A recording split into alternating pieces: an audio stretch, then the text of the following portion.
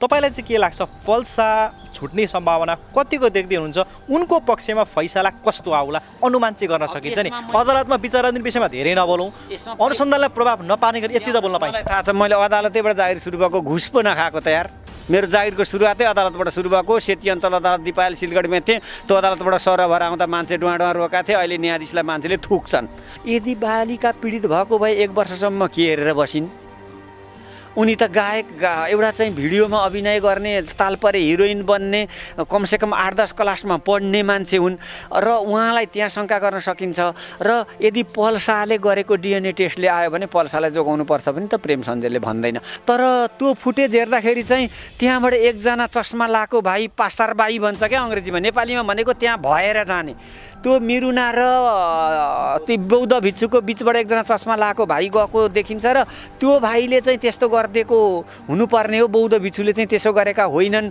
पछाडि फर्किँदा जो देख्यो त्यसले पड्काइ पाएको हो मिलुन्जेल चमत्कार मिल्न छोडेपछि बलात्कार एउटा यो पद्धति देखियो फसाउने र पैसा असुल गर्ने भिक्षुको ब्याकग्राउन्ड र भिक्षुको अनुहार हेर्दाखेरि चाहिँ उनले त्यस्तो अपराध गरे भनेर भन्ने ठाउँमा त प्रेम सञ्जय पुगेको छैन फ्याक्ट मलाई पनि थाहा छैन र यदि पल्साले त्यो कुरा गरेको अन्य कुनै सठिक प्रमाण डिएनए टेस्टले भन्छ भने मलाई उनीहरूलाई बचाएर बालिकाहरू पीडित हुनुपर्छ भन्नेमा पनि प्रेम सञ्जय बोल्दैन के तपाईको घरमा दृष्टिविहीन अर्थात् आँखा नदेख्ने बच्चा छ शैक्षिक भविष्यको तपाईँ चिन्ता गरिराख्नु भएको छ उसो भए अब यो सूचना ध्यान दिएर सुन्नुहोस् दृष्टिविहीनहरूले मात्र अध्ययन गर्ने धरानमा रहेको श्री पूर्वाञ्चल ज्ञान चक्षु विद्यालयमा निशुल्क सम्पूर्ण दृष्टिविहीन मैत्री सेवा सुविधाको साथमा वर्षको 12 महिना भर्ना खुलेको सम्पूर्ण नेपालीहरूमा सहर्ष जानकारी गराउँदछौ बच्चा लिएर आउनु अघि बिदाको दिन बाहेक कार्यालय समयभित्र टेलिफोन गरी सम्पूर्ण जानकारी गराएर मात्र आउनुहोला सम्पर्क 025 520 152 प्रधानाध्यापक प्रमोद भण्डारी एवं सम्पूर्ण ज्ञान चक्षु विद्यालय परिवार दृष्टिविहीनलाई भिक्षा हैन शिक्षा दिन पहल गरौं यो अन्धा स्कुल होइन श्री पूर्वाञ्चल ज्ञान चक्षु विद्यालय हो याद गर्नुभयो फेरि एकपल्ट सुन्नुहोस् ज्ञान चक्षु विद्यालय एक्सन नेपालका सम्पूर्ण दर्शकको ध्यान आकर्षण गराउन चाहन्छु म जीवन विष्ट आदरणीय दर्शकबिन यति बेला हामी प्रेम सञ्जेलसँग रहेका छौँ हाम्रो एक्सन नेपाल अनलाइन टिभीका धेरै दर्शकले प्रेम सञ्जेल कहाँ हराउनु भयो जीवनजी भनेर सोधिरहनु भएको थियो मूलत आज हामी प्रेम सञ्जेल घाइते हुनुहुन्छ प्रेम सञ्जेलसँग हामीले विराटनगर श्रम कार्यालयको प्रमुख रहँदा आजभन्दा करिब 2 वर्ष अगाडि लिएको अन्तर्वार्ता जगजाहेर छ तत्पश्चात भने प्रेम सञ्जेल कहाँ हराउनु भयो भनेर हामीलाई धेरैले सोधिराख्नु भएको थियो आज हामी प्रेम सञ्जेलसँग कुरा गर्दैछौँ सञ्जेल सर यहाँलाई कार्यक्रममा स्वागत छ धन्यवाद नमस्कार तपाईँ लामो समयदेखि यति बेला मिडियामा त्यति धेरै एक्सपोज हुन पाउनु भएको छैन यस बिचमा जनताहरू धेरै मुद्दामा बाँडिए कतिपय सासाना विषयमा पनि बाँडिए पल्सा र एक नाबालिका गायिकाको विषय आयो पछिल्लो समय मिटु अभियानसँगै जोडिएको एउटा सुस्मिताको केस पनि आयो यस्ता विषयहरू बढिरहेछन् सरकारमा यस्ता विषयलाई सरकारले चाहिँ कसरी सम्बोधन गर्न सक्छ कस्तो चाहिँ कदम चाल्न आवश्यक देख्नुहुन्छ सर तपाईँ यी सम्पूर्ण घटनालाई लिएर हेर्दा यसका दुईटा पक्ष हुन्छन् एउटा साँच्चीकै पीडित भएको एउटा चाहिँ पैसा झार्ने पद्धति र एउटा नाबालिका गायिका साँच्चीकै पीडित हुन् कि पल्सा चाहिँ पीडित हुन् तपाईँको ब्रह्मले चाहिँ के भन्छ के देखेको छ होइन मेरो ब्रह्मले अहिले केही देख्नै सकेको छैन मिलुन्जेल लिभिङ टुगेदर मिलुन्जेल चमत्कार मिल्न छोडेपछि बलात्कार एउटा यो पद्धति देखियो फसाउने र पैसा असुल गर्ने अर्को पद्धति साँच्चैकै पीडित हुने र यो अहिलेको मिलुन्जेल चमत्कार मिल्न छोडेपछि बलात्कारले छोपिदिएर पीडितहरू पनि अप्ठ्यारोमा पर्ने अब हामी रणबुल्लमा कहाँ छौँ भने यिनै पल्साकै कुरा गर्दा पनि केटीको नाम नलिनु होला तपाईँले अघि लिइहाल्नुभयो त्यसलाई कस्तो राम्रो भन्नुभएको छ धन्यवाद तपाईँलाई म उनको नाम लिन्न त उनले नै पनि त 1 वर्षपछि उजुरी गर्नुबाट कस्तो अचम्म आउँछ उनी 8मा पढ्ने भए पनि त 8मा होइन 8मा पढ्ने त 12-14 वर्षको हुन्छ 8 वर्षकै मान्छेले पनि मलाई यस्तो गरौँ भन्न त सक्छ नि। त्यसैले उनीप्रति शङ्का गर्ने ठाउँ पनि छ। अनि त्यो 3 जेल नभनेर 1 वर्ष सकिनलाई 6 दिन अगाडि मुद्दा दायर गरेको छ हो कि भन्नु त। 1 वर्षसम्म चाहिँ उहाँहरूलाई केही भएको देखिएन, अनि 6 दिन अगाडि मुद्दा दायर गरेको देखियो, उहाँहरूको त्यहाँ दोष देखिन्छ। र यदि पल्साले त्यो कुरा गरेको अन्य कुनै सठिक प्रमाण डिएनए टेस्टले भन्छ भने मलाई उनीहरूलाई बचाएर बालिकाहरू पीडित हुनुपर्छ भन्नेमा पनि प्रेम सञ्जेल बोल्दैन। यो पल्साको विषयमा वकिल र मिडियाको भूमिकालाई चाहिँ तपाईँले कसरी लिनुभएको छ? बडा राम्रो, धेरै मानिसहरूले धेरै विश्लेषण गरिदिए। तपाईँले मलाई रिस उठ्ने प्रश्न सोधे पो राम्रो कुरा आउँछ। हाम्रा राजनीतिज्ञहरूले कति फोहोर बोले, कति चिल्लो बोले, कति चाप्लो घसे, अझै त्यो सबै पल्टियो होइन। रेल पनि आयो, पानी जहाज पनि आयो, अरू के मेट्रो मनो छुकछुक होइन सुलसुल भन्थे केपी ओलीले। सुलसुल कता भयो, झापातिर हुँदैछ कि कता छ, उनको बालकोटतिर हुँदैछ कि। त्यस कारणले हामीलाई उनीहरूले अनावश्यक गफ गरेको कारणले गर्दाखेरि हामी सत्य के हो त्यो नै नजिकमा पुगेका छैनौँ। मैले किटेर भने यदि बालिका पीडित भएको भए 1 वर्षसम्म के हेरेर बसिन्। उनी त गायक एउटा चाहिँ भिडियोमा अभिनय गर्ने, ताल परे हिरोइन बन्ने, कमसेकम 8-10 क्लासमा पढ्ने मान्छे हुन् र उहाँलाई त्यहाँ शङ्का गर्न सकिन्छ। र यदि पल्साले गरेको डिएनए टेस्टले आयो भने पल्सालाई जोगाउनु पर्छ पनि त प्रेम सञ्जेलले भन्दैन। तर हामी चाहिँ कसरी जान्नु त मिलुन्जेलको चमत्कार मिल्न छोडेपछि बलात्कार भन्दैपछि त हामी त रनबुल्लोमा पऱ्यौँ। हामी त यो महाभारतको सञ्जय त होइन नि आँखा चिम्लेर हेरेर देख्ने। त्यस कारणले यी मुद्दाहरूलाई फ्याक्ट लानु पर्यो र गलत मान्छे हो भने कारबाही गर्नु पर्यो, सही मान्छे हो भने आरोप पनि लाउनु भएन। पल्सा छुट्नै लागे, पल्सा अब छुट्छन् भनेर धेरै मिडियाले फेक न्युजहरू पनि हाले होइन।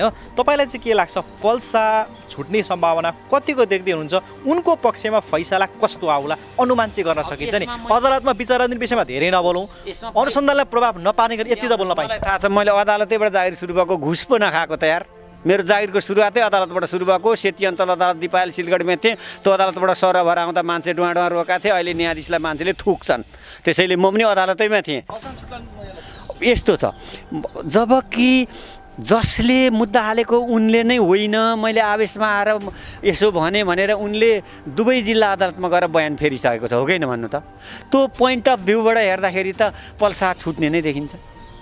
त्यो पोइन्ट अफ भ्यूबाट हेर्दा अब भरे अस्ति चाहिँ पैसा नपाएर आतुर लाएको, अहिले पैसा पाएर बयान फेरेको र भरे डिएनएले अर्थकै बोल्यो भने चाहिँ फेरि त्यसको रिजल्ट भन्न सकिँदैन। पल्सालाई साथ दिएर आर्तनाद भएका व्यक्तिहरू जति उनका समर्थकहरू हुनुहुन्छ उहाँहरूलाई के भन्नुहुन्छ?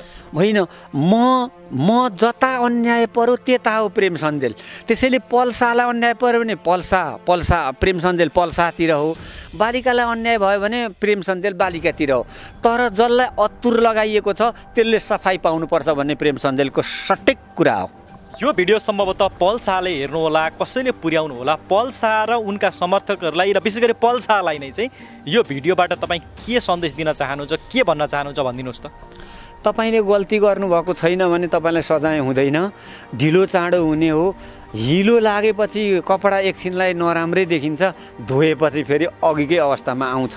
त्यस कारणले अब तपाईँ चाहिँ तपाईँको त्यसमा गल्ती छैन भने तपाईँले दुःख पाउनुभयो, अब केही कुरा सिक्नुभयो, पीडा भोग्नुभयो, त्यसले पनि एउटा चाहिँ जिन्दगीलाई एउटा चाहिँ तरास्ने भन्छ हिन्दीमा, नेपालीमा खार्ने भन्छ।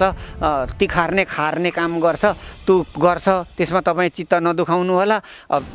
दुःख सहेकै मान्छे राम्रो हुन्छ, तपाईँ त्यसमा खप्नु होला। अब तपाईँले गल्ती गरेको छ भने त प्रेम सञ्जेल त जता अन्याय पर्यो उतै हो। एकलव्यलाई महाभारतमा लडाइँमा लड्न दिएको थिएन, किनभने उनले के भनेका थिए भने म जता हार्छ त्यतै लाग्छु, कौरवहरू हारे भने उतै गइहाल्छु, पाण्डवलाई मारिदिन्छु, पाण्डव हारे भने कौरवतिर जान्छु, फेरि पाण्डवलाई मारिदिन्छु भनेकाले उनलाई चाहिँ टाउको काटेर रुखमा झुन्डाएको थियो।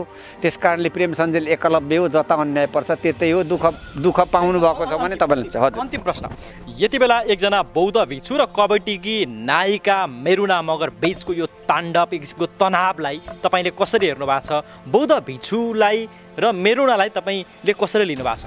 म यस बिचमा निकै बिरामी भएकोले धेरै त छैन, तर पनि म दुःख सुख सामाजिक सञ्जालमा आइरहने मान्छे भएकोले गर्दाखेरि मलाई त्यहाँ के लाग्यो भने त्यो सिसी क्यामेराको फुटेज पनि मैले हेरेँ, तर त्यसले पनि प्रष्ट बौद्ध भिक्षु दोषी देखिन्छन् कि मेरुना पीडित भएको देखिन्छन् कि के छ मेरुना मगर?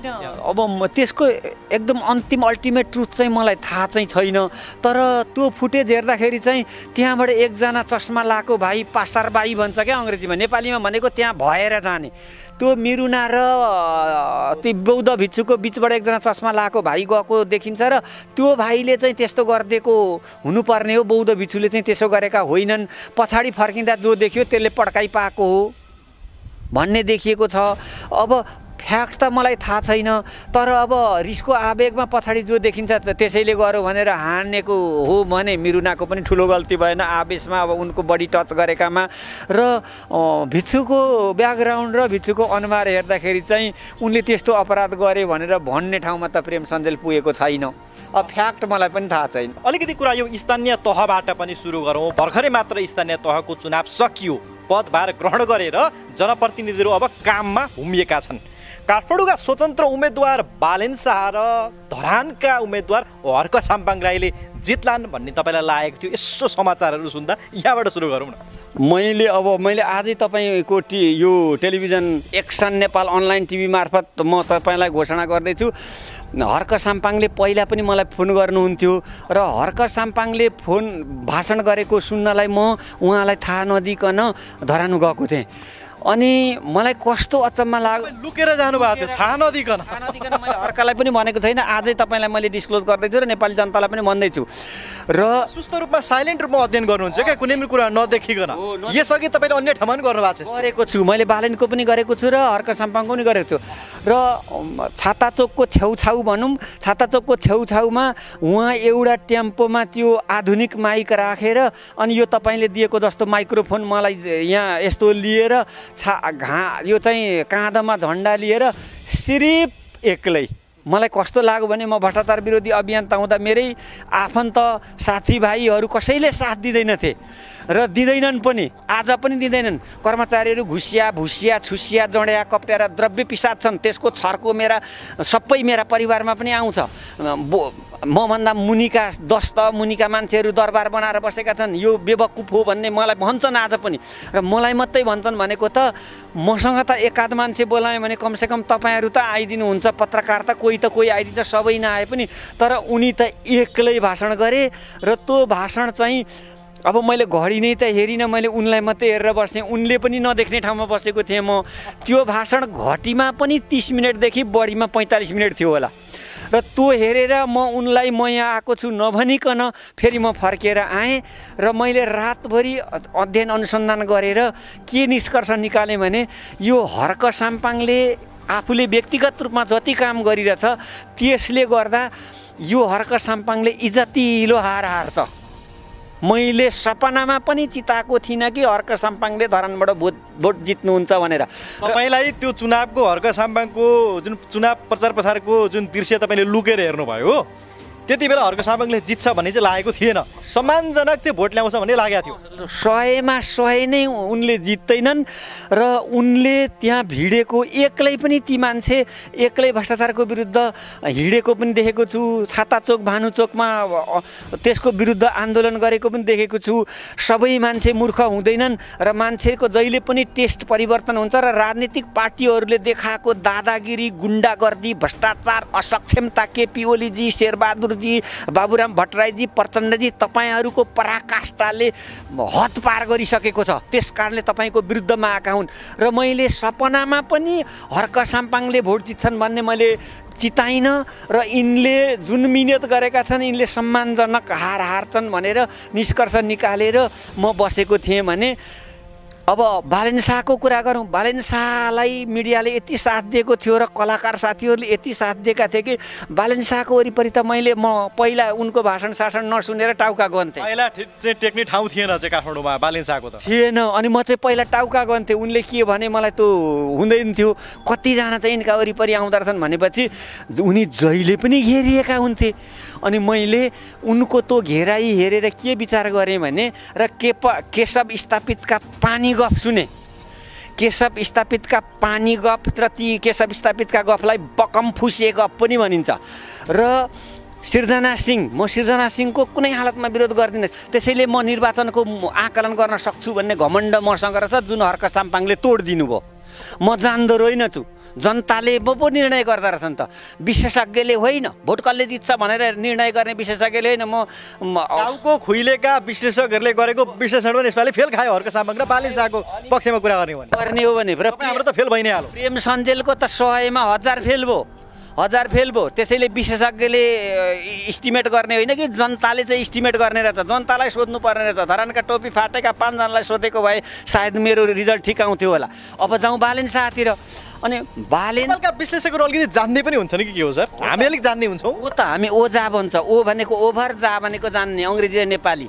यो चाहिँ व्यङ्ग्य शब्द हो। ओभर भनेको अङ्ग्रेजी भयो, जान्ने भनेको नेपाली भयो। ओजा भन्छन्। अनि हामी ओजा हुँदा रहेछौँ। म हर्क साम्पाङको केसमा ओजा भएँ। अब बालेनमा जाउँ। अनि बालेनमा जाँदाखेरि बालेन शाह घेरिएको र उहाँ तराईबाट आउनुभएको मान्छे भन्छ नि, त तराईको, त पहाडको, त हिमालको, जहाँको भए पनि नेपाली हो। के फरक पर्छ? सबैको उत्तिकै अधिकार छ, सबैको उत्तिकै कर्तव्य छ। धनी गरिब हुनु, ओहदामा पुग्नु नपुग्नु भनेको टाइमको खेल हो। त्यस कारणले बालेन्द्र शाहलाई मैले हेरेपछि र त्यो परिस्थिति देखेपछि यिनले चाहिँ दोस्रो हुने रहेछन् भन्ने मेरो आकलन थियो। मेरो दोस्रो, पहिलो चाहिँ केशव स्थापित र सिर्जना सिंह मध्ये कोही हुन्छ र यिनी चाहिँ दोस्रो हुँदा रहेछन् भन्ने थियो भने अब तपाईँको ठाउँमा आउँ। भोट गन्दाखेरिको इस्टिमेट छुट्टै हुन्छ, भोट गर्नु अगाडिको छुट्टै हुन्छ। There are 3 terms of elections भन्छ अङ्ग्रेजीमा। त्यहाँ निर्वाचनका 3 तह हुन्छन्, pre election, undue election and after election. भनेको चुनाव पूर्वको अवस्था, चुनाव हुँदाहुँदैको अवस्था र भोट गन्दाको अवस्था। यो 3 अवस्थामा चाहिँ निर्वाचनलाई चाहिँ मूल्याङ्कन गर्नुपर्छ। अब भोट गन्दाको अवस्था तपाईँले साह्रै राम्रो प्रश्न उठाउनु छ। भोट गन्दाको अवस्थामा चाहिँ म चाहिँ छक्क परेँ। भोट जित्ने लक्षण मध्ये के हो भन्दाखेरि कुनै पनि भोट गन्दा कुनै पनि बेला जुन उम्मेदवार पछि पर्दैन त्यो उम्मेदवारसँग अर्को कम्पिटिटर पनि डराउनुपर्छ। हामी त मुला स्वघोषित अल्पज्ञानी विश्लेषक। जब हर्क साम्पाङले जतिखेर पनि लिड गरेर लगे त्यस पछाडि मलाई आफैलाई थुक्न सुरु गरेँ। म निकै जान्दछु भन्थेँ। मैले चाहिँ 42 वर्ष जागिर खाएँ, 40 वर्षको पिल्सिङै खाएको छु, 46,000 त मेरो पेन्सनै आउँछ भनेर जुन घमण्ड थियो त्यो मैले सेउती खोलामा बगाइदिएँ र मैले आफ्ना सबै मेरा विश्लेषणहरूलाई मसानघाटमा सेलाएर रिजल्ट हेर्न थालेँ। र कुनै पनि वार्डमा केशव स्थापितले त के धम्की दिएको थियो भने मेरो वार्डमा आइज तँलाई म देखाइदिउँला भनेको थियो। र मैले पनि मेरो राजनैतिक विश्लेषण अथवा निर्वाचन आयोगको डाइरेक्टर, जिल्लाको हाकिम, 42 वर्षको जागिरको अलिअलि घमण्ड मलाई पनि चढेको थियो नि त। त्यो चढेकाले गर्दाखेरि त्यहाँ पुगेपछि चाहिँ यो बालेन शाह चाहिँ दोस्रो नम्बर या तेस्रो नम्बरमा जान्छन् होला भन्ने लागेको थियो। उहाँहरूले अलिअलि भोट त्यहाँ बढी ल्याएको कारणले बालेन शाह त्यहाँ पनि पछि नपरेपछि मेरो प्रक्षेपणले फेल खायो। यी मान्छेले जित्न सक्छन् भनेर चाहिँ अनि म आइसकेको थिएँ। त्यसैले निर्वाचनलाई मूल्याङ्कन गर्ने हो भने प्री इलेक्सन, अनड्यू इलेक्सन र पोस्ट इलेक्सन यो 3टा लक्ष्य गर्नुपर्छ। र 2टा लक्ष्यमा म 100% फेल भएँ र तेस्रोमा चाहिँ अनि मैले भनेको कुरा भयो र त्यस कारण उहाँहरूले जित्नुभयो। र अहिले शेरबहादुर जी तपाईहरुले तेलमा बढाएको भुटुन गरिब मान्छेले सागमा हाल्ने भुटुनमा 240 बाट 410 गर्नुभएको छ। तेल त्यस्तै गर्नुभएको छ, मसला त्यस्तै गर्नुभएको छ। तपाईले यो बढाएर खाएर निर्वाचनको खर्च त असुल्नु भयो होला। तपाईलाई मङ्सिरमा हुने इलेक्सनमा स्वतन्त्र उठ्ने भाइहरूले, भतिजाहरूले, तपाईका मामुली मान्छेहरूले धुलो चटाएको हामीले हेर्नुपर्छ, देख्नुपर्छ, सुन्नुपर्छ। तपाईहरु सावधान। तपाईहरुलाई म चेतावनी दिन चाहन्छु। हर्क साम्पाङलाई कार्यपालिकाको बैठक बस्न नदिएर राख्नुस्। हर्क साम्पाङ भन्दा निम्छरो मान्छे धरानबाट उठाएर माननीय बनाउने जनताले सोचिसकेका छन्। सावधान असक्षम नेताहरू। अब हिजो तपाईँको बालेन शाह र हर्क साम्पाङले जिते त राम्रो तर जित्न गाह्रो छ भन्ने तपाईँ हाम्रो विश्लेषण थियो, तपाईँको पनि त्यही रहेछ होइन? जितिसके पछाडि चाहिँ तपाईँलाई कतिको खुसी लाग्यो बालेन शाह र हर्क साम्पाङको जितमा र यो राजनीति व्यथितिलाई यसो निहालेर हेर्दा? म हर्क साम्पाङको पनि मितबाउ होइन, बालेन शाहको पनि दोस्त होइन। म एउटा सामान्य नागरिकको हैसियतले हिमाल पहाड तराई कोही छैन पराई, मेरो यो सूत्र हो। म त राजविराजमा काम गर्दाखेरि त्यहाँका मधेसी मान्छेहरूले मलाई गरेको माया देखेर त्यहाँबाट 4 वर्ष सौरा नभएर मेरो बाउ बिरामी भएर बल्ल बल्ल बल्ल उनीहरूलाई छलेर सौरा गराएर आएको। त्यसैले जहाँ बसे पनि मान्छे हुन्छ। मलाई सबैसँग एकदम उत्तिकै सद्भाव त्यस्तो त्यो चाहिँ सबै छ। अब यो लक्षण भनेको राजनीतिक पार्टीको भ्रष्टाचार, दादागिरी, त नभए म नभए त नभए ऊ नभए म भन्ने र भागबन्डा लगाएर खाने र अथाह भ्रष्टाचार गरेर असक्षम पानी गफ, ओम्नी भ्रष्टाचार, बाख्रा भ्रष्टाचार, वाइट बडी भ्रष्टाचार, यति काण्ड दिने भ्रष्टाचार, राजदूतमा करोड असुलले गरेर नियुक्ति गर्ने, कर्मचारी तन्त्रमा हाबी हुने, खाने भ्रष्टाचारको प्रक्षेप त तपाईँको परिणति, पाप र यो कन्सेक्वेन्स भन्छ अङ्ग्रेजीमा, रिजल्ट पनि भन्छ अलि सानो अङ्ग्रेजीमा। यसको रिजल्ट बालेन शाह र हर्क साम्पाङ हुन्। उनीहरूलाई फेरि पेल्नुहोस्, मुङसिरको चुनावमा तपाईँले चुक अमिलो चाट्नुहुन्छ। यो अति खतरनाक नेपाली शब्द हो। ठिक छ, अब अलिकति चाहिँ उहाँले जितिसके पछाडिका अवस्थालाई प्रक्षेपण गरौँ, भोलिको अवस्थालाई होइन?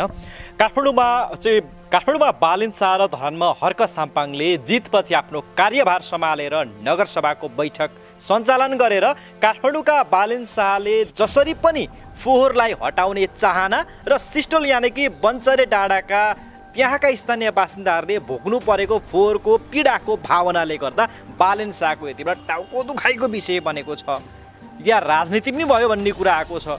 बालेन शाहका अप्ठ्यारा परिस्थितिहरू तपाईँ कसरी हेरिराख्नु भएको छ कि सम्भावना पनि देखिराख्नु भएको छ? मैले बुझेँ।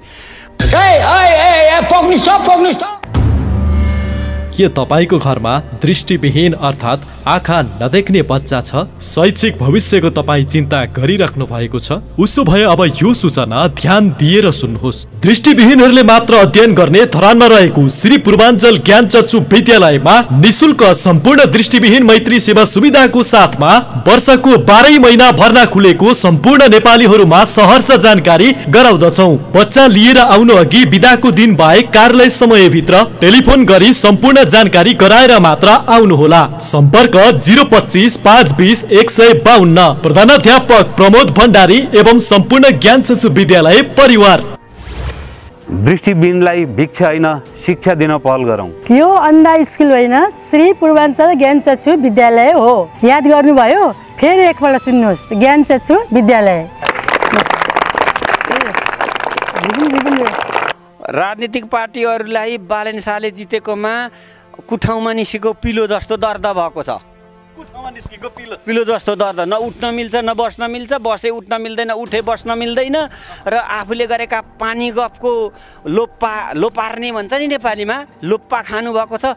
त्यसको बदला बालेन शाहमाथि उठाउनु भयो भने मुङसिरमा बालेन शाहहरूले काठमाडौँबाट तपाईँहरूलाई टिन ठटाएर खेदाइदेलान्। बालेन शाहलाई नपेल्नुहोस्। तपाईँहरूका डोनाल्नामा टिन ठोकेर काठमाडौँबाट भोलि सबै स्वतन्त्रले जित्यो भने तपाईँहरू कता जानुहुन्छ? बनारस। त्यस कारणले बालेन शाहलाई नपेल्नुहोस्। उसलाई जनताले भोट दिएको। बालेन शाहले भोट जित्ने भए त घरैबाट जितिहाल्थ्यो नि। महोत्तरीबाट जित्थ्यो, काठमाडौँबाट उसकै घरतिरबाट जित्थ्यो। घरबाट जितिन्छ भोट जनताले दिएर जितिन्छ। त्यस कारण तपाईँहरूको चाहिँ इराडिकेसन भन्छ क्या अङ्ग्रेजीमा, नेपालीमा उन्मूलन हो। तपाईँहरू काठमाडौँबाट आफू उन्मूलन हुन चाहनुहुन्छ भने बालेन शाहलाई दनक दिनुहोस्। यो पार्टीको होइन, यो पार्टीबाट नआएको मान्छेलाई चाहिँ काम गर्न दिनु हुँदैन। यसलाई भड्खारामा हाल्नुपर्छ। अनि हाम्रो पार्टी राम्रो हुन्छ भन्नुभयो भने तपाईँले त्रिचन्द्र कलेज खोलेर राणा शासन चन्द्र शमशेरले सके जस्तै तपाईँहरूले बालेन शाहलाई पेलेको र हर्क साम्पाङलाई पेलेपछि तपाईँको सुनसरीबाट पनि पत्ता साफ हुन्छ, काठमाडौँबाट पनि पत्ता साफ हुन्छ र त्यसको सुरुवात त्यही 2 ठाउँबाट हुन्छ। तपाईँहरू त भन्नुहुन्छ कम्युनिस्ट भन्ने नाम मात्रका कम्युनिस्टहरू, माओवादी धेर कम, खाओवादी धेर भए भन्छन् जनता, यता कम्युनिस्टहरू कमाउनिस्ट भए भन्छन्। तपाईँहरू भ्रष्टाचारमा पनि मुछिनु भएको छ। बालेन्द्र शाह र हर्क साम्पाङलाई पेल्नुहोस्, अनि मुङसिरमा तपाईँहरू जानु होला उन्मूलन भएर। ठिक छ। काठमाडौँमा बालेन शाहले जुन चाहिँ त्यहाँका स्थानीय होटल तथा रेस्टुरेन्टको टोयलेटहरूलाई पनि चाहिँ एउटा साझेदारी कार्यक्रम मार्फत आम सर्वसाधारणलाई अर्को टोयलेटको व्यवस्थापन नभएसम्मको लागि जुन प्रयोग गर्न पाउने व्यवस्था मिलाएका छन्, फोहोरका लागि हरेक मन्त्री र नेतासँग भेटेर व्यवस्थापनका लागि दुःख गरिरहेका छन्, यसमा उनलाई निकै नै सकस परिरहेको छ। कस्तो अप्ठ्यारो महसुस भइरहेछ, उनलाई के सुझाव दिन चाहनुहुन्छ यो विषयहरूमा, तपाईँलाई कस्तो लाग्दैछ? बालेनजीलाई सबैभन्दा मान्छेको जिन्दगीमा दुईवटा कुरा नभई हुँदैन, एउटा खाने र एउटा टोयलेट जाने। र काठमाडौँमा टोयलेट नभएर सडकको डिलमा लाज पचाएर म नै कतिखेप बसेको छु। चिनी रोगीको अडिँदैन, प्यान्टमा त गर्नु भएन नि। अनि उहाँहरू गफ गर्नु त टोयलेटको कुरा उठायो भनेर तपाईँले त टोयलेट भन्दा पनि तल्ला स्तरका कुरा गराउनु भयो र काठमाडौँबाट बढारिनु भयो। तपाईँहरूको बुद्धि सपार्नुहोस्, तपाईँहरू असक्षम हो, तपाईँहरू भ्रष्ट हो, तपाईँहरूलाई जनताले पतित बनाइसके, तपाईँहरूलाई जनताले मुता केजरीवालको झाडु लगाइसके, तपाईँलाई फेरि अर्थ खरेटो लाग्ला नेपालबाट। र खानेपछि त टोयलेट जाने हुनु पर्यो। म नै काठमाडौँमा कति ठाउँ बसेको छु यार, अरूलाई गाली गर्न कसरी गर्नुहोस्, चिनी रोग मान्छेको अडिँदैन। त्यसैले उनको त्यो एकदमै खानेपछिको दोस्रो समस्या हो। त्यो होटेलहरूले पनि त्यसलाई कोअपरेट गरिदिनुहोस्। त्यो मान्छे पिसाब फेर्न आएर तपाईँ कहाँ आरामले दिसा पिसाब गरेर गयो भने त्यो मान्छे नखाने मान्छेले पनि त्यहाँ एक कप चिया कफी खाएर जान्छ। त्यसले होटेललाई पनि फाइदा हुन्छ र होटेल पस्न बानी नभएको मान्छेलाई पनि होटेल त सहयोगी पो रहेछ, होटेलमा त पस्नु पो पर्दो रहेछ। त सधैँ सकिँदैन भने महिनामा एक दिन आएर भात सकिने भने खाजा खाएर जाउँ भनेर 5 जना मान्छे आएर होटेलमा पस्दिने बानी गरे भने त होटेलको बिजनेस पनि माथि आउँछ। बालेन शाहको यो कार्य तपाईँलाई गजब लाग्यो, जबकि उनले आकाशे पुल बनाउँछु भनेनन्, मनोर र मेट्रो रेल ल्याउँछु भनेनन्, टोयलेटको कुरा निकाले, काठमाडौँलाई सरसफाइको कुरा निकाले। बस बालेन शाहको एजेन्डा यति हो। यो एजेन्डा राम्रो मात्रै होइन, यो एजेन्डा प्रशंसनीय हो। यही काम नगरेर उहाँहरूले भोट हार्नु भएको। बालेन शाहलाई सलाम छ। बालेन शाहलाई सलाम छ, तपाईँ यही भन्नुहुन्छ। अब बालेन शाहलाई यी राजनीतिक दलहरूले सहयोग गर्ला नि त काठमाडौँमा?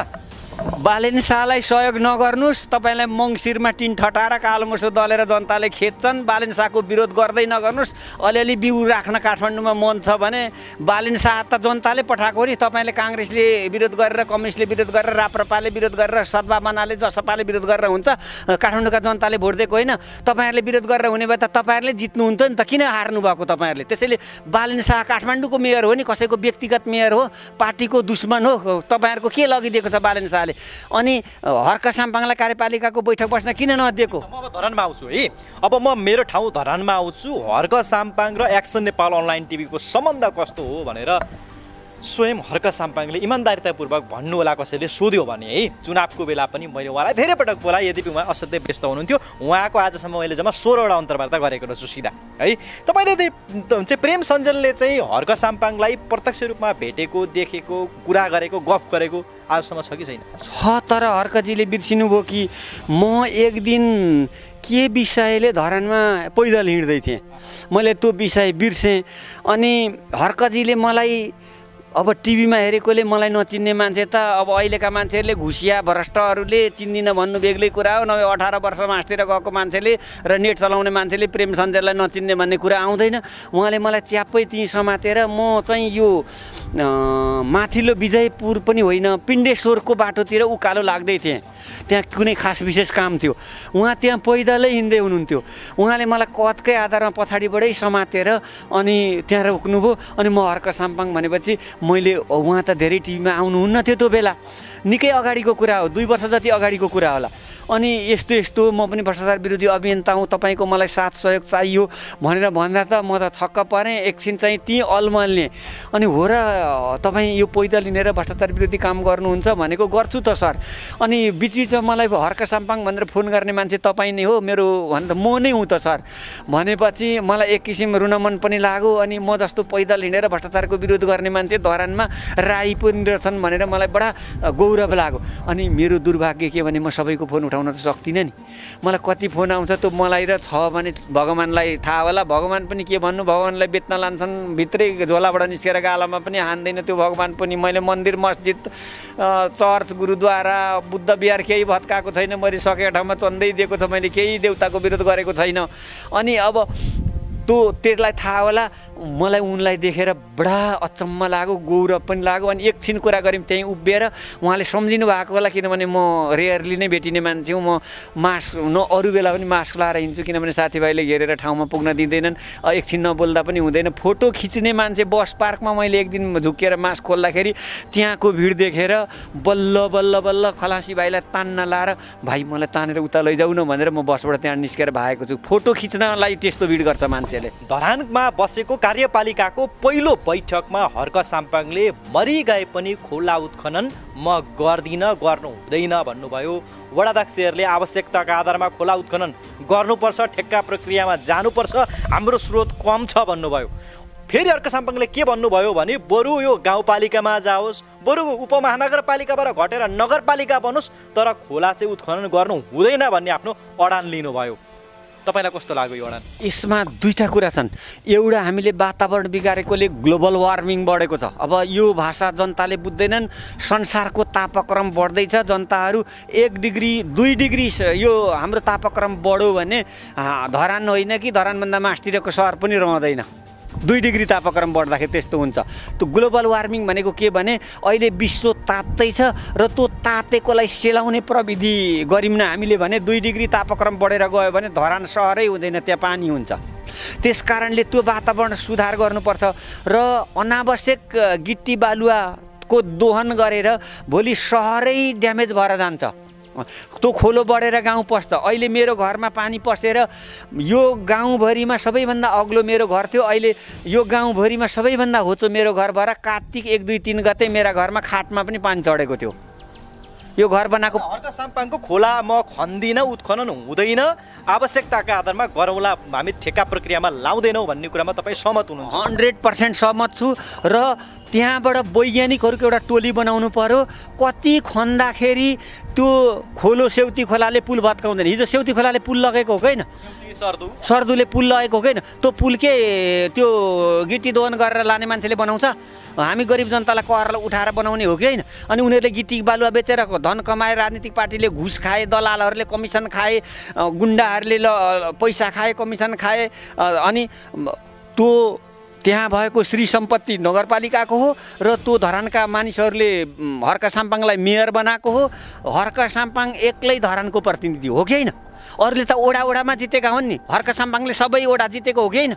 हर्क साम्पाङ धरान हो कि होइन? हर्क साम्पाङ धरान उपमहानगरपालिकाको मेयर हो कि होइन? हर्क साम्पाङलाई भोट मैले बेसाएर ल्याइदिएको हो। बेसाउने भनेको किनेर है त, गरिबले किन्ने भाषालाई बेसाउने भन्छ। बेसाएको हो। काङ्ग्रेस, कम्युनिस्ट, राप्रपा, सद्भावना जसपाले दिएको हो।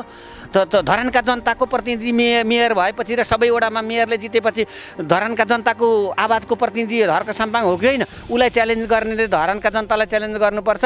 तपाईँहरूको धरान आगामीमा यो मुङ्सिरको चुनावमा तपाईँको धरान होइन कि त्यसको विस्फोट भएर, त्यसको इन्फेक्सन भएर कुहिएर सडिएर सुनसरीबाट जानु होला, बरा क्षेत्र कटेर उँभोतिर पार्टीको सिट आलु होला। तपाईँहरूलाई चेतावनी दिन चाहन्छु। त्यो नगरपालिकाको स्रोत साधन त्यही नगरपालिकाले गर्ने हो।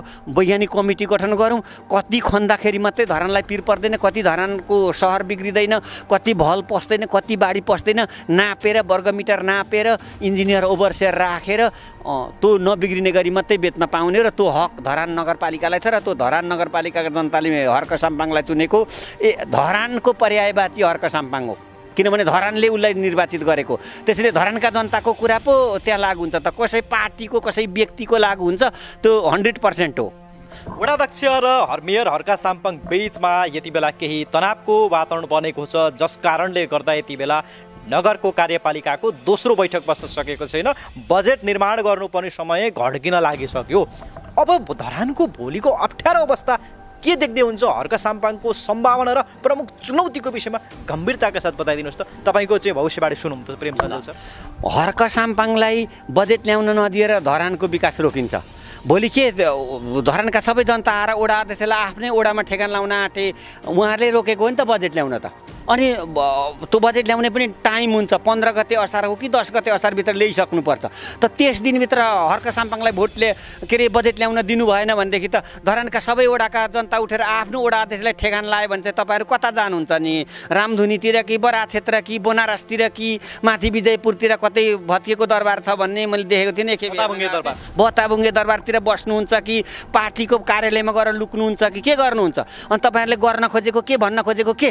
धरानको बजेट हर्क साम्पाङले ल्याउने हो। हर्क साम्पाङले 1.5-2 करोडको गाडी छोडेर थोत्रे मोटरसाइकल चढेको छ। तपाईँ काङ्ग्रेस, कम्युनिस्ट, राप्रपा, एमाले, सद्भावनाका असक्षम नेताहरू, तपाईँहरूको दम छ घरको मोटरसाइकल चढेर वडा अध्यक्ष, मेयर, उपमेयर भई खाने? तपाईँहरूको असक्षमता, कुशासन, भ्रष्टाचार, दादागिरीको परिणति हर्क साम्पाङ हो। हर्क साम्पाङलाई पेल्नुस्, तपाईँको सत्यानाश मङ्सिरमा हुन्छ।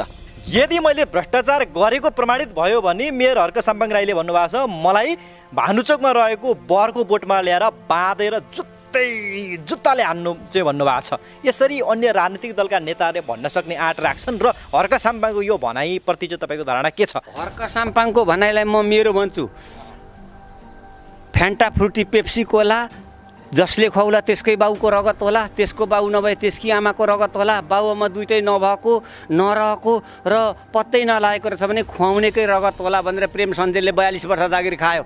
कोही माइका लाल छ, केपी ओलीजी, शेरबहादुर देउबाजी, बाबुराम भट्टराईजी, माधव कुमार नेपालजी, प्रचण्डजी, तपाईँहरूको 3 पुस्ता उचालेर लिएर आउनुहोस्। प्रेम सञ्जेलले 42 वर्षको जागिरमा घुस खाएको होइन, मागेको भनौँ भने कुन हात थापेको थियो काटेर दिउँला। ठ्याक्कै त्यसैलाई उनले राजनीतिक भाषामा भानुचोकमा बरको रुखमा बाँधेर उनलाई चाहिँ फाँसी दिनु भनेको छ। उनले खाँदैनन्।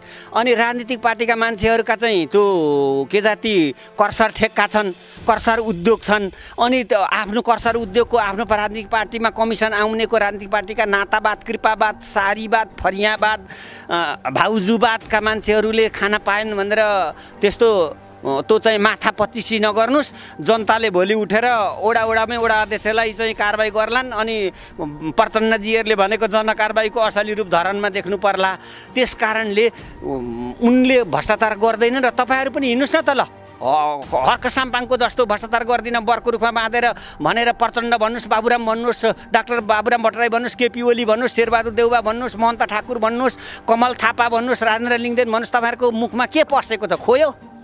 तपाईँहरू पनि क्रिया खानुहोस् न, हामी खाँदैनौँ भनेर। केपी ओलीले म भ्रष्टाचार गर्दिनँ, भ्रष्टाचारदेखि सन्न भनेको क्रिया 3.5 वर्ष प्रधानमन्त्री भएर त्यसकै विरुद्ध भ्रष्टाचार गरेर आफ्नै महानवाणीको क्रिया पुत्री भएर जानुभयो त तपाईँ। तपाईँलाई कति थुक्छन् होला जनताले। अनि त्यस्तै तपाईँहरू शपथ ग्रहण गर्नुहोस् न त हर्क साम्पाङको जस्तो। उनको जस्तो प्रतिज्ञा तपाईँहरूले किन नगरेको? तपाईँहरूले राजनीति 46 सालदेखि गरेको पनि त 46, 10, 56, 10, 66, 10, 76मा 30 वर्ष, 78, 32 वर्ष राजनीति गर्नुभयो त। 32 वर्षको तपाईँहरूले देशमा के दिनुभयो त? नेपाल 32 वर्षमा कहाँबाट कहाँ पुग्यो? तपाईँहरू भ्रष्टाचारीहरू कहाँबाट कहाँ पुग्नुभयो? केपी ओलीले 29 करोड स्वास्थ्यमा खर्च गर्नुभयो, 3 करोडको पानी खानुभयो। जनताले के खाए? केपी ओलीजी तपाईँलाई झापाको 5 नम्बर क्षेत्रमा तपाईँलाई पर्सि सोद्धा के भन्नुहुन्छ?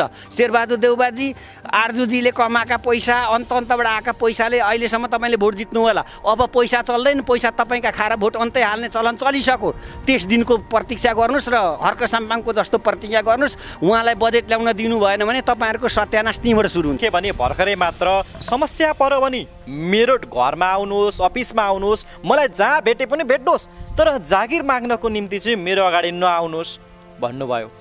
त्यहाँ पनि अलिकति हर्क साम्पाङलाई पनि दुःख दिने, जागिर माग्नको निम्ति लबिङ गर्ने त्यो अप्ठ्यारा परिस्थितिहरू चाहिँ उनलाई मत दिने मतदाताहरूबाट भयो भन्ने लाग्छ कि लाग्दैन? त्यो चाहिँ हेर्नुहोस्, हामी यसमा दुईवटा कुरा छ। त्यो त हुन्छ हो, हिजो थियो, आज छ, भोलि पनि रहिरहन्छ। जसले आज हर्क साम्पाङलाई सहयोग गरेको छ, उनको पछि लागेर हिँडेको छ होइन, भोलि जागिर पाएनन् भने त उनीहरूले फेरि विरोधमा उत्रिने सम्भावना रहन्छ कि रहँदैन? त्यो विरोधमा उत्रिने हर्क साम्पाङलाई खुइल्याउनको निम्ति के कस्ता प्रयासहरू भोलिको दिनमा हुन सक्छ क्या? राजनीतिक दलबाट, उनकै समर्थकबाट त्यो डरलाग्दो परिस्थिति देख्नु भएको छ कि छैन? म चन्द्र ग्रहणको उदाहरण दिन्छु है त। यसमा चन्द्र ग्रहण लागेर चन्द्रमा एकछिन चाहिँ अँध्यारो हुन्छ, तर फेरि त्यसको स्पर्शकाल र मुक्तकाल भन्छ। मुक्तकालमा चाहिँ त्यो मुक्त हुन्छ। त्यो मान्छे केही दिन चाहिँ ग्रहण लाग्छ, केही दिन रिसाउँछ, बोल्दैन। तर हर्क साम्पाङले त्यहाँ गरेको काम देखेपछि फेरि मुक्तकालबाट यी अरूले यो 32 वर्ष खाएको घुस भन्दा त हर्क साम्पाङको मोटरसाइकल राम्रो। यी भ्रष्टाचारी, असक्षम, कुशासक, अति भ्रष्टाचारी, फोहोरी नेताहरू भन्दा हर्क साम्पाङै रहेछ। धरानमा केही नभए पनि 3 लाख जनसङ्ख्या होला, मलाई जागिर दिएन त कहाँबाट दियोस् त? हर्क साम्पाङका गोजीमा जागिर छैन, भए दिन्थ्यो होला, दिन सकेन त। धराने जनताको घुस त खाएन नि त। धरानका गिटी बेचेर धरान बजार त बगाएन नि त। धरानमा पानी ल्याउन प्रयास त गर्यो नि त। 2 करोडको प्राडो छोडेर अरू त अब यहाँ भुइँसीको पाडो छोडेर सरकारको प्राडो चढ्छन्, तिनीहरूले केही गरेन। भुइँसीको पाडो चढ्नेहरू अहिले सरकारी प्राडो चढ्छन्, तर हर्क साम्पाङले त त्यो गरेन नि त, त्यो पैसा लगेर ढल बनायो नि त। म हिजो रिसाको ग्रहणकाल रहेछ, मुक्तकालमा आएँ भन्छ, त्यो सबैभन्दा खरो कार्यकर्ता हुन्छ, अलिक दिन रिसाउनुहुन्छ, त्यस्तो माग्छन्। म त 16 जिल्लाको हाकिम भएँ, मेरा कति साला जेठान मसँग रिसायो होलान्। मेरो एकजना कोही आफन्तलाई जागिर मैले लगाएको देखाइदिनुहोस् त, मैले छैन नि, मेरा पनि रिसाएका छन्।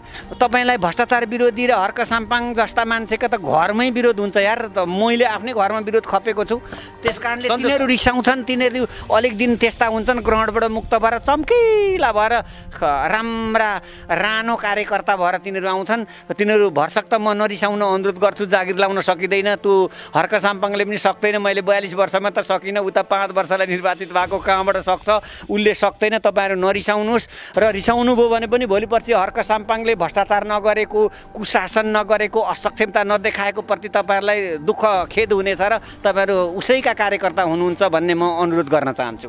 प्रेम सञ्जेल सर, हर्क साम्पाङले यो एक्सन नेपाल अनलाइन टिभी हेर्नुहुन्छ होइन, उहाँलाई यो 5 वर्षे कार्यकालमा के कस्ता विषयहरूमा सचेतता अपनाउनु पर्छ, राम्रो काम गर्नको निम्ति के कस्ता सुझावहरू दिनुहुन्छ, एकपटक यो क्यामेरामा हेरेर भनिदिनुहोस् न। हस् हर्कजी, 1 नम्बरमा त तपाईँले नै भनिहाल्नु, भ्रष्टाचार 5 पैसा नगर्नुहोस्। भ्रष्टाचार तपाईँका आफ्नै मान्छेले गराउँछ नि। फेरि good man but surrounded by the evils भन्छ, यो अङ्ग्रेजी हो, जनताले बुझ्दैनन्।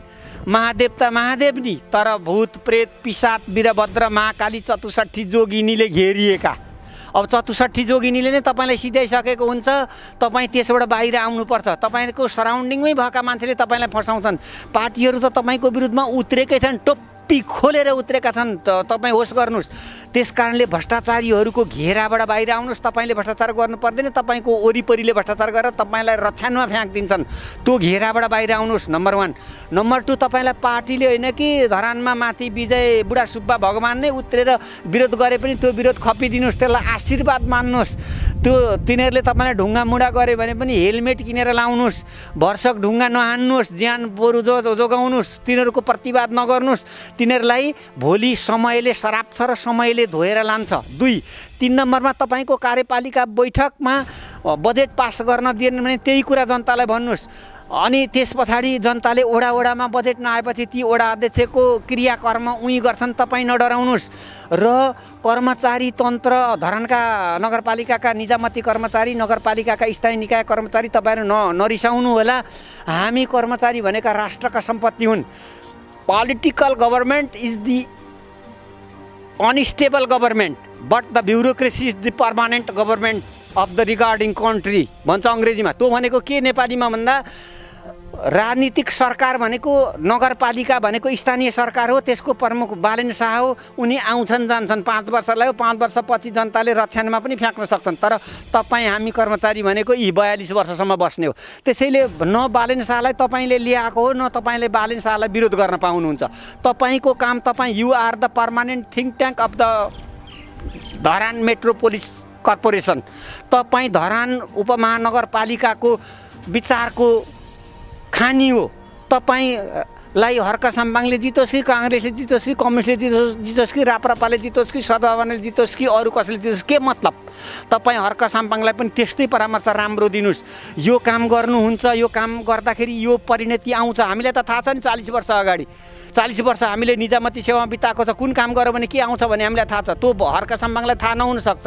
यो काम गर्नुभयो भने यो परिणति आउँछ, यो काम गर्नु भने यो साइड इफेक्ट आउँछ, यो साइड इफेक्ट धान्न सक्नुहुन्छ भने ठोक्नुहोस्, जानुहोस् अगाडि बढेर। तपाईँले तर यो कुराको लागि चाहिँ पूर्व अभ्यास गर्नुहोस् भनेर तपाईँहरू भनिदिनुहोस्। You are the permanent think tank of Dharan metropolis corporation, you may not cheat him. अर्डुका बालेन शाहलाई चाहिँ के भन्नुहुन्छ? र सिस्टोलवासी बन्चरे डाँडाका व्यक्तिहरूले फोहोर फाल्न दिनुभएको छैन, उहाँहरूको पनि आफ्नै पीडा छ। सिस्टोलवासीले फ्याँकेको होइन, पार्टीले आफ्ना मान्छे उतारेर विरोध गरेको, सिस्टोलवासीले गरेको होइन। बालेन शाहजी नडराउनुहोस्। पार्टीका मान्छे खुलेरै आएका थिए, एकजनाले भाषणै गरेका थिए म यहाँ फ्याँक्न दिन्न भनेर। म त्यो पार्टीको त्यति सानो नेताको नाम लिन चाहन्न। त्यो 17 जना व्यक्तिहरू त सिस्टोलवासीहरू, बन्चरे डाँडाका व्यक्तिहरू त्यो फोहोरकै कारणले गर्दा क्यान्सर रोगबाट पीडित भएका छन्। जो चाहिँ तपाईँको 14-15 जना नै टिफरले हानेर, फोहोर बोकेको टिफरले हानेर, ट्रकले हानेर मरेका छन्। पीडित छ नि उनीहरू पनि। होइन, कस्तो राम्रो कुरा गर्नुभयो बालेनजी। ती क्यान्सरका मान्छेलाई कति उपचार लाग्छ उपचार गरिदिनुहोस्। कलेजो फेर्ने हो कि मुटु फेर्ने हो कि किडनी फेर्ने हो कि धरानमा काठमाडौँ महानगरपालिकाबाट बजेट दिनुहोस् र त्यो साह्रै फोहोरका नजिकका मान्छेलाई सिफ्ट गर्नुहोस् र त्यहाँको बोर्डबाट पास गराएर त्योभन्दा राम्रो ठाउँमा सारिदिनुहोस्। त्यो पैसा त्यहाँ काठमाडौँका जनताले कर तिरेको हो। तपाईँ त्यसको घुस खानुहुन्न। 3 लाखको जागिर छोडेर आउनुभएको। मेयरमा त 65,000 मात्रै दिन्छन्। त्यही 65,000बाट नि 15,000मा ढिँडो खानुहोस्, बाँकी 50,000 सिस्टुलवासीलाई दिनुहोस् चन्दा। र महिनै पछि 50,000 लगेर 10 घरमा 5,000 बाँड्नुभयो भने पनि उनीहरूले बङ्गुर सुँगुर कुखुरा बाख्रा पालेर त्यहाँबाट आफै बसाइ सरेर जाने बन्छन् उनीहरू र अर्को ठाउँमा उनीहरू सर्छन्। क्यान्सर पीडितहरूको उपचार निःशुल्क गर्नुहोस्। किडनी मुटु आन्द्रा कलेजो के फेर्ने हो फेरिदिनुहोस् र त्यति पीडित मान्छेहरूलाई त्यहाँबाट सिफ्ट आउट भन्छ अङ्ग्रेजीमा भनेको, त्यहाँबाट बसाइ सराइ गराइदिनुहोस्, माइग्रेट गराइदिनुहोस् राम्रो ठाउँमा र त्यो पैसा काठमाडौँबाट लगेर दिनुहोस्। काठमाडौँका जनताको फोहोर सुँगेर उनीहरू क्यान्सर हुन पाउँदैनन्। ती जनताप्रति मेरो साह्रै श्रद्धा छ। त्यो क्यान्सर हुने जनता म नै भएको या मेरो बाउ या मेरो आमा भएको भए म रुन्थेँ होला। म आर्मी हुँ, रुन सक्दिनँ। आँसु मैले आँखाबाट भित्र नाकबाट लगेर मुखमा निल्ने मैले चाहिँ ज्ञान जानेको छु। म personally I am an army. अन्त आर्मीलाई जहिले पनि जवान भनिन्छ, बुढो भनिँदैन। त्यस कारणले म आर्मी हुँ। म जेल ज्यान र जागिरमाथि हिँड्छु। बात हात र लात 3वटा कुरा चलाउँछु। बालेनजी तपाईँ त धेरै सानो हुनुहुन्छ। मेरो त हेड सरले बनाइदिएको नक्कली जन्ममितिमा पनि म 42 वर्ष जागिर खाएँ। तपाईँको त सक्कली जन्ममिति हो। मेरा बाबुआमालाई म जन्मेको साल थाहा छैन। म जन्मेको साल मुला फलेको साल, म जन्मेको बाख्रा उल्ने बेला। यही हो मेरो। तर तपाईँ त धेरै राम्रो नक्कली सर्टिफिकेट चाहिँ कसरी बन्यो त्यो क्लियर गर्नुपर्छ, नत्र फेरि जनताले उल्टो बुझ्यो भने यहाँ समस्या हुन्छ। तिग्रा हेरेर घटाएर राखिदिए। अब मेरा तिग्रा हेड सरका भन्दा 3 गुणा ठुला, हेड सर म भन्दा कान्छो। तिग्रे भन्थे। अब तिग्रे भने पनि उनले त्यो कति वर्ष राख्यो भने यसले कति वर्ष जागिर खान्छ भन्ने हुँदो रहेछ। धेरै गफ गरेँ मैले। मलाई भाटोले घुँडामा एक भाटो पनि दिएका थिए, कसैलाई कहिल्यै नकुट्ने हेड सरले। अनि आधा घन्टा रोका पनि थिए। त्यस कारणले हामी त त्यस्तामा जन्मेर त्यस्तो ठाउँबाट आएको त यस्तो भयो भने तपाईँ त 72मा जन्मेर काठमाडौँमा जनताले भोट दिएर 3 लाखको इन्जिनियरको जागिरलाई लात मारेर घुसिया भ्रष्ट कर्मचारी र असक्षम भ्रष्ट नेताहरू बालेन साला हेर्नुहोस् 3 लाखको इन्जिनियर जागिर छोडेर 65,000 आउँछ। त्यो 65,000 अनि 15,000को खोले खानुहोस् बालेनजी। 50,000 सिस्टोलवासीलाई दिनुहोस् न, महिनै पछि लगेर बाँड्नुहोस्।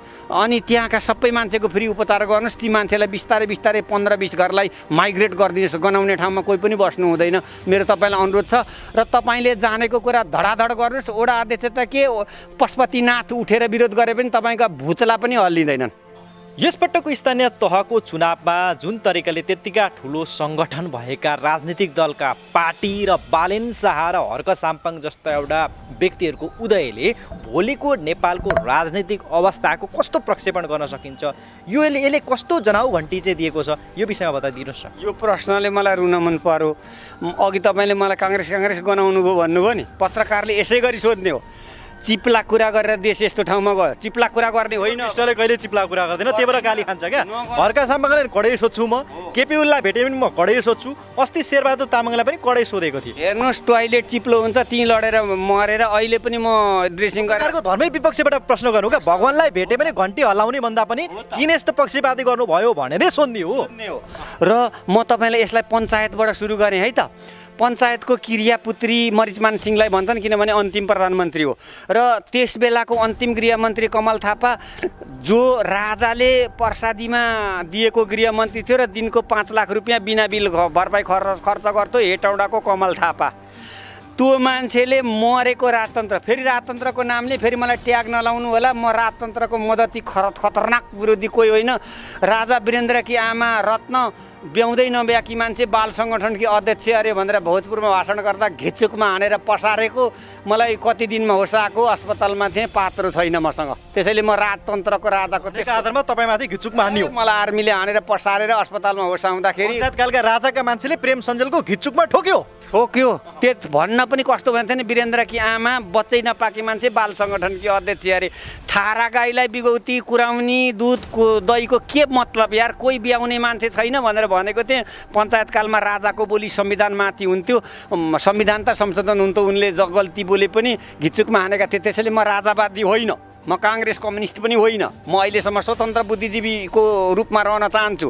र त्यो कमल थापाले त्यसबेला दिनको 5 लाख खर्च गर्थ्यो, 30 पंचे 1.5 करोड भयो कि भएन महिनामा?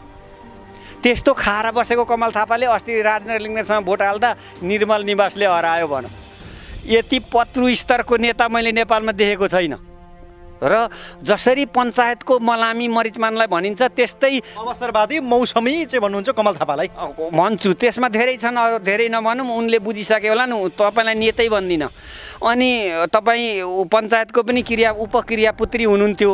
अनि अहिले राजेन्द्र लिङ्गदेनले जित्दा निर्मल निवासले हरायो भनेर अन्तर्वार्ता दिएर के जाति पार्टी खोलेर जानुभयो। तपाईँ जस्ता नेता भयो भने नेता प्रश्नतिर आउँ। अब यतातिर गरेको जसरी मरिचमानले पञ्चायतको अन्तिम मलामीको विशेषण पाएका थिए, यी राजनीतिक पार्टीका मानिसहरूले बहुदलीय व्यवस्थालाई यही भ्रष्टाचार, यही कुसंस्कार, यही असक्षमता, यही ठगी, यही दलदल, यही हिलो, यही कुशासन, यही ठगी प्रवृत्ति, पानी गफ, बकमफुसे गफ, भ्रष्टाचार गरेर गिट्टी बालुवा बेचेर खाने, वैदेशिक रोजगारीमा मान्छेलाई उता बेचेर ती म्यान पावरको घुस खाने, मिटर ब्याजीको पैसा खाएर थन्क्याउने। यहाँ अस्ति एउटा मिटर ब्याजीको कुरा आएको छ, सिडिओले पनि कारवाही गरेन, विराटनगरको कुरा पुलिसले पनि कारवाही गरेन, सरकारी वकिलले पनि कारवाही गरेन भनेर एकजना रुँदै रुँदै हिँडेको मैले यहाँ समाचार सामाजिक सञ्जालमा पढिरहेको थिएँ। त्यस्तै तपाईँहरू बहुदलीय व्यवस्थाको क्रियापुत्री हुनु होला, सावधान। तपाईहरुले यो को हुनुहुन्छ, प्रचण्डजी, केपी ओलीजी, शेरबहादुरजी, डाक्टर बाबुराम भट्टराईजी, महन्त ठाकुरजी, उपेन्द्र यादवजी, तपाईहरु बहुदलीय व्यवस्थाको क्रियापुत्री नबन्नु होला, सुध्रिनु होला, नभए यिनै मान्छे निस्केर अर्थकै ल्याउलान् र तपाईहरु चाहिँ यो मल्टी पार्टी डेमोक्रेसीको क्रियापुत्री हुनु होला। म तपाईहरु सबै पार्टीको विरोधी पनि होइन, म तपाईहरुको कसैको प्रवक्ता भाट पनि होइन, मेरो तपाईहरुसँग व्यक्तिगत कहीं रिसिपी पनि छैन। राजाको कुरा गरे, म पूर्व राजाको, म राजतन्त्रको कति खतरनाक विरोधी हुँ मैले भनिदिसकेँ। तपाईहरु जस्ता चिल्ला बकम फुस्से पानी गफ गर्न आउँदैन, त्यसैले प्रेम सञ्जयले कडा बोल्छ र मर्नु भने केही होइन। The ultimate truth of life is death and the ultimate truth of practice is justice भन्छ। नेपालीमा के भनेको भने जिन्दगीको अन्तिम सत्य मृत्यु हो र व्यवहारको अन्तिम सत्य न्याय हो भनेको चोलेन्द्र शमशेर जङ्गबहादुर राणा भन्नेले न्याय पनि पोलेर खायो। त्योसँग तपाईहरु राजनीतिक पार्टीहरु डाइरेक्टली अट्याच हुनुभएको छ। सावधान, तपाईहरु मल्टिपार्टी डेमोक्रेसीको क्रियापुत्री नबन्नुस्। यो ल्याउनलाई मैले पनि निकै दुःख गरेको छु र तपाईहरुको लक्षण त्यता गएको छ। ल मैले कडा शब्दमा भने मेरो तपाईहरुसँग व्यक्तिगत रिस चाहिँ छैन, तर तपाईहरु सुध्रिनुहोस्, क्रियापुत्री नबन्नुहोस् भन्ने मेरो शुभकामना छ। हिजो चाहिँ इनफ इज इनफ लगायतका अन्य डाक्टर गोविन्द केसी विभिन्न किसिमका आन्दोलनहरू चल्थे। दिनानुदिन सडकमा टायरहरू बालिन्थे, टायर पुरानो टायरको भावै बढ्या थियो है। अहिले अदालतलाई पनि पङ्गु बनाएर राखेका छन् होइन। बजार मूल्यको अवस्था पनि त्यस्तो छ होइन। सडक त पुरै खाली पो छ त, सुनसान पो छ त। हिजोका ती मान्छेहरू कतिबाट दुर्नियन्त्रक यन्त्रबाट परिचालित पो थिए कि भनेर सोच्न मन लाग्छ क्या। डाक्टर गोविन्द केसीलाई के भएछ? होइन, तपाईलाई इन्क्युबेसन पिरियड भन्छ, यो स्वास्थ्य क्षेत्रको कुरा हो। तपाईलाई डेङ्गुको लामखुट्टेले टोक्ने बित्तिकै डेङ्गु त लाग्दैन। पहिला त्यो लामखुट्टेले त्यो सुँडबाट तपाईलाई डेङ्गुको कीटाणु हालिदिन्छ। सरकार परिवर्तन भएपछि, केपी शर्मा ओलीको सरकार हटेपछि, शेरबहादुर देउवा यानि कि गठबन्धनको सरकार बनेपछि चाहिँ स्वास्थ्य क्षेत्रमा आमूल परिवर्तन भएछ। जनताले सिटामोल पाएछन्, जनताले स्वास्थ्य सेवा पाएछन्। त्यही भएर त डाक्टर गोविन्द केसी आनन्दले बसेका छन् हो नि, होइन र सर? होइन, बिल्कुलै होइन। के भएछ त गोविन्द केसीलाई? होइन, अब शेरबहादुरहरू आएर कुनै सुनको आकाशको तारा धारेको छैन, कुनै सुनका गरगहना बाँडेको छैन। उहाँहरूले कुशासन भ्रष्टाचार बढाउनु भएको छ, महँगी बढाउनु भएको छ। डाक्टर गोविन्द केसीमाथि शङ्खाको सुविधा पेशी गर्न पाइने कि नपाइने? अहिलेलाई चाहिँ पाइँदैन, किनभने 8-9 महिना मौन व्रतमा थिएँ। म त त्यस्तो त होइन रहेछु नि त, आज त थाहा पाउनुभयो नि त। त्यसैले 300 कदम अगाडि बढ्ने हो भने 3 कदम पछि सरेर इन्क्युबेसन पिरियड तपाईँलाई सिकाउँदै थिएँ। त्यो भनेको के, लामखुट्टेले डेङ्गुको मच्छर उसको शरीरमा हुन्छ, अनि उसले ल्याएर सुँडबाट हामीलाई हालिदिन्छ, अनि हाम्रो शरीरमा त्यो कीटाणु बढ्दै जान्छ। 15 दिन, 10 दिन, 12 दिन, 24 घन्टा, 25 घन्टामा ती कीटाणुहरू हाम्रो शरीरमा उम्रिन्छन्, फल्छन्, बढ्छन्, अनि त्यस पछाडि मात्रै हामीलाई डेङ्गु लाग्छ। त्यसैले म यी झन्नै मोटामोटी 11 महिना गतिलो 10 महिना पछाडि आएँ त। मलाई मेरो गालामा चल्नीमा 8 टाँका र निधारमा 4 टाँका लागेको छ। मलाई डाक्टरले बोल्नै हुँदैन भनेको छ। तपाईँसँग बोलेको 1 घन्टा भयो होला, भयो कि भएन?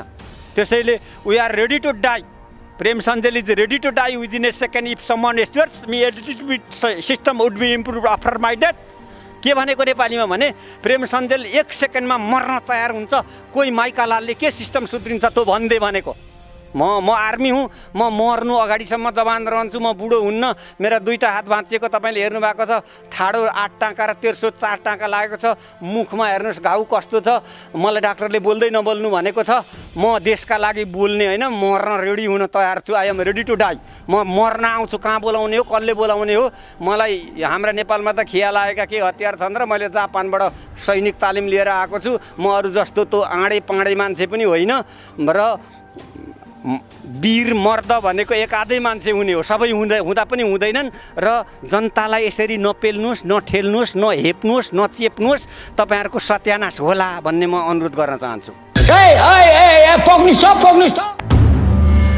के तपाईको घरमा दृष्टिविहीन अर्थात् आँखा नदेख्ने बच्चा छ? शैक्षिक भविष्यको तपाईँ चिन्ता गरिराख्नु भएको छ? उसो भए अब यो सूचना ध्यान दिएर सुन्नुहोस्। दृष्टिविहीनहरूले मात्र अध्ययन गर्ने धरानमा रहेको श्री पूर्वाञ्चल ज्ञानचक्षु विद्यालयमा निशुल्क सम्पूर्ण दृष्टिविहीन मैत्री सेवा सुविधाको साथमा वर्षको 12 महिना भर्ना खुलेको सम्पूर्ण नेपालीहरूमा सहर्ष जानकारी गराउँदछौँ। बच्चा लिएर आउनु अघि बिदाको दिन बाहेक कार्यालय समयभित्र टेलिफोन गरी सम्पूर्ण जानकारी गराएर मात्र आउनुहोला। सम्पर्क 025 520 152। प्रधानाध्यापक प्रमोद भण्डारी एवं सम्पूर्ण ज्ञानचक्षु विद्यालय परिवार। दृष्टिविहीनलाई भिक्षा होइन शिक्षा दिन पहल गरौँ। यो अन्धा स्कुल होइन, श्री पूर्वाञ्चल ज्ञानचक्षु विद्यालय हो। याद गर्नुभयो? फेरि एकपल्ट सुन्नुहोस्, ज्ञानचक्षु विद्यालय।